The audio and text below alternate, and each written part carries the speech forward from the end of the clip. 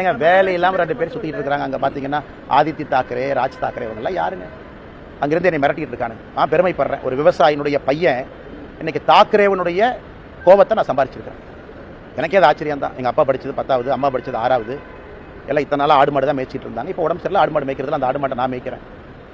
இன்னைக்கு தாக்கரே நேற்று கூட்டம் போட்டு ஆயிரக்கணக்கான நபர்களை போட்டு அந்த ராஜ் தாக்கரே, உத்தவ் தாக்கரே, ஆதித்ய தாக்கரே மேடை போட்டு என்னை அங்கிருந்து திட்டுறானுங்க. அந்த அளவுக்கு நான் வளர்ந்துட்டேன்னா, அந்த அளவுக்கு ஒரு விவசாயினுடைய பையன் இன்னைக்கு மும்பையில் அவனுக்கு கூட்டம் போட்டு திட்டுற அளவுக்கு நான் உயர்ந்துட்டேனான்னு தெரியல. அதனால் இந்த பாலாசாஹேப் தாக்கரே அவர்கள் மீது மிகப்பெரிய மரியாதை நான் வைத்திருக்கின்றேன். பாரதிய ஜனதா கட்சியில் நம்முடைய அலுவலகத்தில் நான் மாநில தலைவராக பணியாற்றிய பொழுது 2 பேர்த்தோட புகைப்படம் என்னுடைய இதில் இருக்குது. ஒன்று சத்ரபதி சிவாஜி அவர்கள், மற்றொன்று மகாகவி பாரதி அவர்கள், திருவள்ளுவர் எல்லாமே வச்சுருக்காங்க.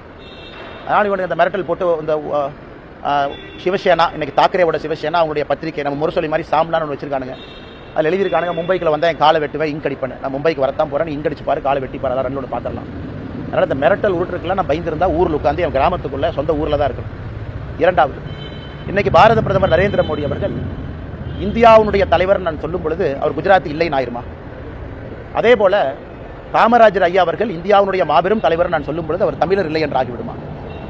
இன்னைக்கு மும்பை உலகத்தினுடைய தலைநகரம் என்று சொல்லும் பொழுது அது மராட்டியர்களால் கட்டிய நகரம் இல்லைன்னு ஆயிருமா? அது மும்பை அங்கு இருக்கக்கூடிய மராட்டி சகோதர சகோதரர்களுடைய உழைப்பால் உயர்ந்த நகரம் இல்லைன்னு ஆயிருமா? இதெல்லாமே அந்த நகருக்கு ஒருவர் சொல்லக்கூடிய பெருமை, ஒரு அடையாளம். எப்படி பாரத பிரதமர் நரேந்திர மோடி அவர்கள் இந்தியாவுடைய தலைவர், உலகத்தினுடைய தலைவர் என்று சொல்லும் பொழுது அவர் பிறந்த இடமும் பிறந்த மண்ணையும் மறந்துடுமா? முட்டாள்கள், அறிவில்லாதவர்கள். இந்த சஞ்சய் ராவத்னு ஒருவர் இருக்கின்றார். என்ன பேசுறதே தெரியாமல் காலையில் பத்திரிகையாளரை சந்தித்து வாமிட் எடுப்பது மட்டும்தான் சஞ்சய் ராவத்தினுடைய காலை வேலை. 6 மணிக்கு வாமிட் எடுக்கணும், அதுக்கான பத்திரிகையாளர் சந்திப்பு நடத்தணும். இன்னைக்கு 3 தாக்கரே கூட்டம் போட்டு மிரட்டிட்டு இருக்காரு. என்னை பற்றி அவமானப்படுத்துறது எனக்கு ஒன்றும் புதுசு இல்லை. தமிழ்நாட்டில் டிஎம்கே அதைத்தான் காலங்காலமாக செய்கிறாங்க. ஆனால் தமிழர்களையும் அவமானப்படுத்துறாங்க. இந்த லுங்கி கட்டினவனுங்க, வேட்டி கட்டினவனுங்க, இவனுங்களாம் இப்படி இவனுங்களா அப்படின்னு. அதே கூட்டணியில் திராவிட முன்னேற்ற கழகம் இங்கே இருக்கிறாங்க. இதான் ஆச்சரியம்.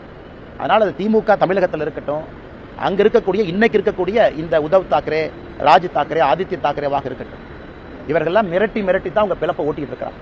நம்ம பயப்படுவோம்னு நினைக்கிறாங்க. இது பாலாசாஹேப் தாக்கரே அவர்கள் இருந்திருந்தால் இவங்கெல்லாம் இருந்திருக்கவே மாட்டாங்க.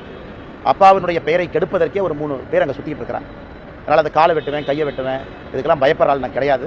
அதே நேரத்தில் ஒரு விவசாயினுடைய மகன் கிராமத்திலிருந்து வந்திருக்கக்கூடிய நான் தாக்கரே மீட்டிங் போட்டு லட்சக்கணக்கான ஆளை போட்டு ஸ்டேஜில் நீ திட்ட அளவுக்கு வளர்ந்துட்டேன்னு நினைக்கும் பொழுதும் கூட அந்த பாரதிய ஜனதா கட்சி தான் அந்த வாய்ப்பையும் எனக்கு கொடுத்துருக்குன்னு நினைச்சு நான் பெருமையும் அடைகிறேன்.